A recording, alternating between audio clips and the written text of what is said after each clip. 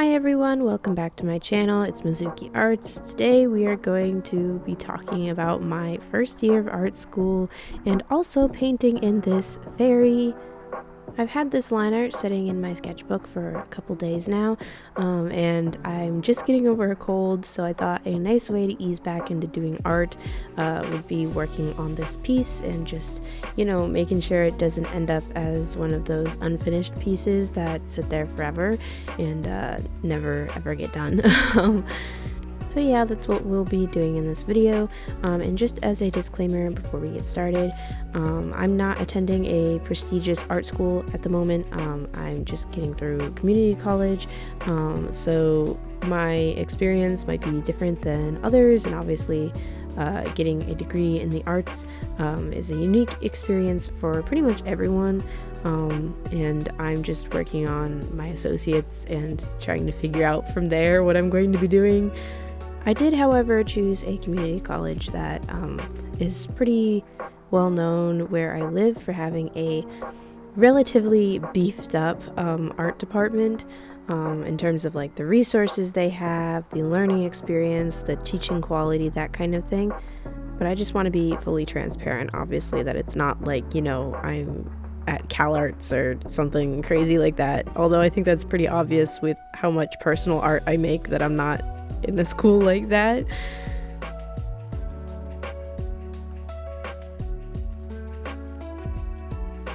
Only one of them was a hands-on art class, and the other one was art history. The hands-on class that I took was drawing 1, which is, I think, a really great class to start with. I felt like it was obviously super beginner friendly, and I think it was a good way to kick off my time in college because it was like very social, and I got to talk to my professor a lot, and she had a lot of feedback, and I thought I got to spend a lot of time learning about like perspective and getting proportions right and things like that, which was really fun. Throughout the semester, we were encouraged to keep a sketchbook just for the class, for thumbnails and things like that. We were encouraged to do independent studies, and the professor also had us do write-ups on particular pieces of work, where we described like the values, the mood, the texture, all that kind of thing, and we do a little bit of research into what the artist was trying to communicate, that kind of thing. And those were actually super helpful. At the time, I thought they were kind of busy worky, like it was kind of like, she was assigning just to assign, but in the end it was like super helpful for me to kind of study and pick apart another artist's work. In my art history class, I also learned a lot.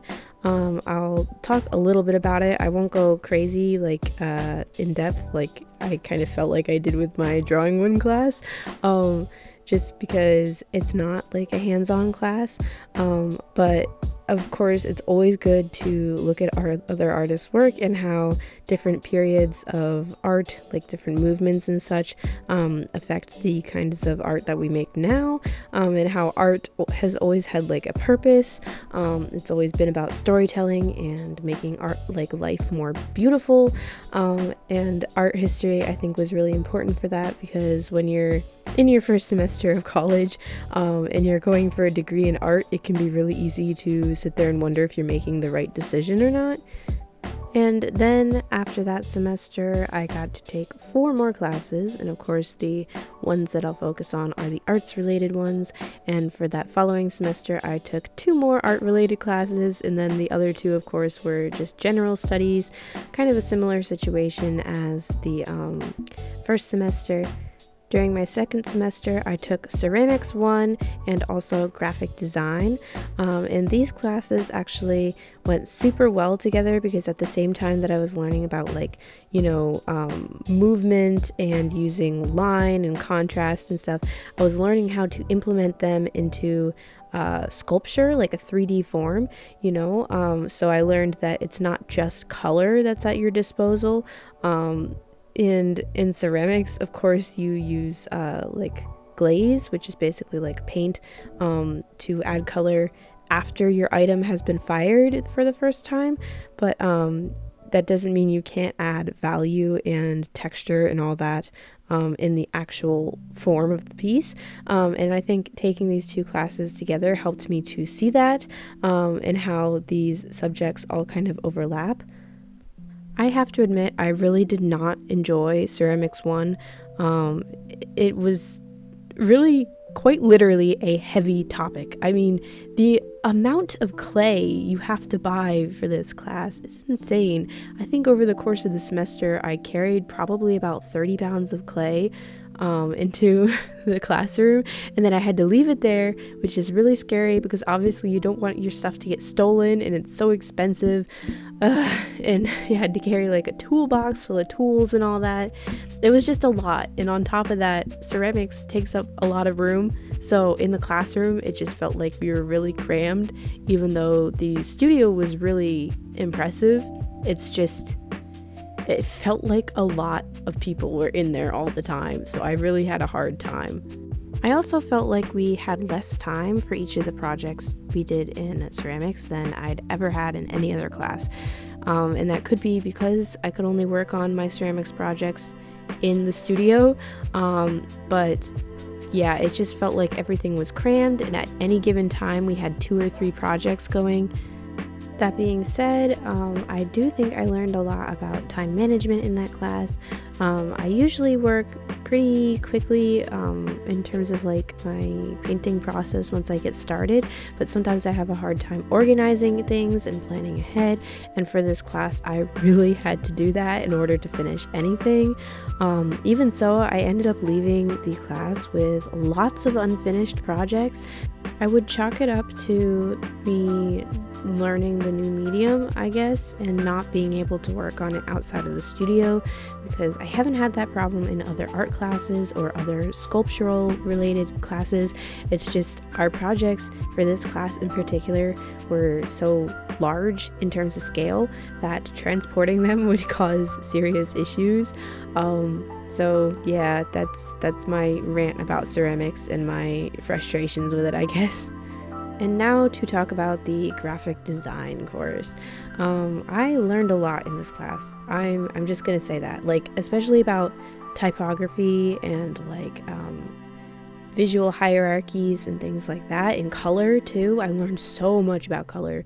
One of the most frustrating things about this course though was having to use Adobe. I would recommend, if you're planning on taking a digital course of any kind, to get Adobe ahead of time, like by a month, and just do like 1 or 2 personal little projects in it, just because it's going to save you so much time down the line, if you're familiar with the suite.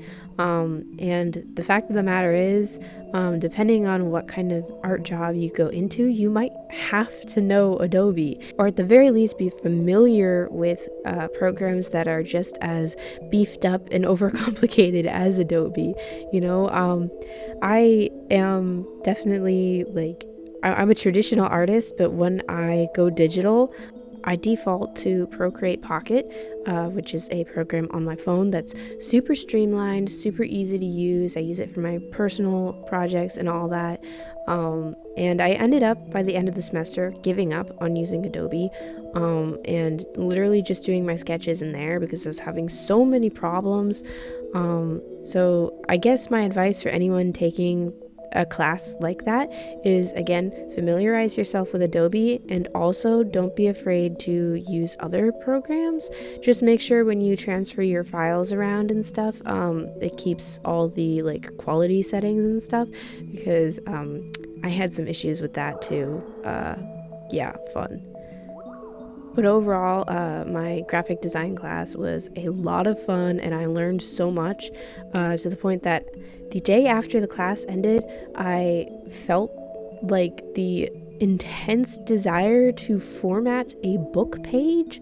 Like, it was so random. I had no writing or anything, and I opened Procreate Pocket and just started typing and forming like these pillars of text, and like, I don't know, it was really fun to like take what I'd learned and apply it to something like personal, and just kind of for fun, So all in all, even with its frustrations, I felt hugely impacted by this course, and throughout the course, we also kept like sketchbooks and stuff. We kept like journals, and we made write-ups about different artists, particularly, of course, graphic designers. I had to write a paper on Milton Glaser and his work, which was super interesting. We learned about the process of creating illustrations and how that overlaps with graphic design. We learned about different fonts and the history of them, which sounds really boring, but when you have to format things at all, you realize like how important font is for setting the mood of a piece. And a huge difference for me was learning how important roughs were. Roughs are a stage between thumbnails and the final product, and they're kind of like a thumbnail that's slightly more detailed with color. And I don't use them a lot in my personal work, but I think if I ever did something professional or more serious, I guess, I would probably try to do roughs, just because planning out your colors is a big deal.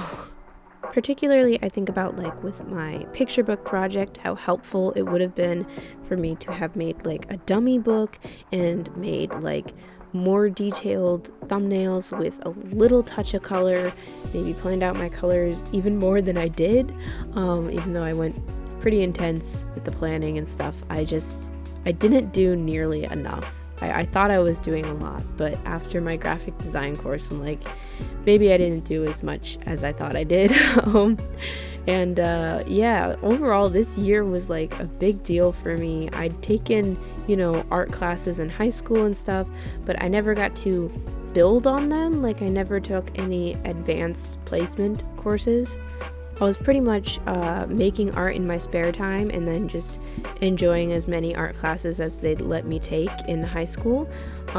So maybe that's the way it's supposed to be, but I kind of feel like it's a big deal for me to get to start building on my skills and also get to explore like my own creative like desires and stuff, and I felt like this year was a huge part of that. But here's some non-art school related advice, because I pretty much said all I need to say about this year in terms of what I learned from my art classes. If you are going to college anytime soon and you're thinking about art school or just going to school at all, I guess, be prepared to get sick multiple times. Prepare yourself. I spent so much of this year sick. I got, like, I kid you not, 3 sinus infections. It's not fun. It's so gross. College is so much dirtier than high school in ways you can't think of. It's because it's a new environment. I know it's because it's a new environment. The campus I'm at is very, very clean. But the fact of the matter is, when you enter a new environment like that, you can get hit pretty hard. And if you're someone like me with a immune system that's slightly questionable, you're gonna get hit. So be prepared for that. In addition, I'd like to say organization is so important. No one's going to be like holding your hand through the whole thing. It really is your own future that you're building. So if you think art school or college is the right step, then go for it. If you are unsure, maybe take a year to work, because there's no sense in spending money that you don't have, or spending money that you could be using on something else. So yeah, all in all, those are my reflections and thoughts on my first year of quote-unquote art school. I guess I can just call it art school. I mean, I'm going for a degree in the arts. So yeah, thank you guys for watching and for listening to me rant and complain, and also my me gushing about what I learned and whatnot. As always, like and subscribe if you enjoyed the video, and thank you guys so much for watching. Bye!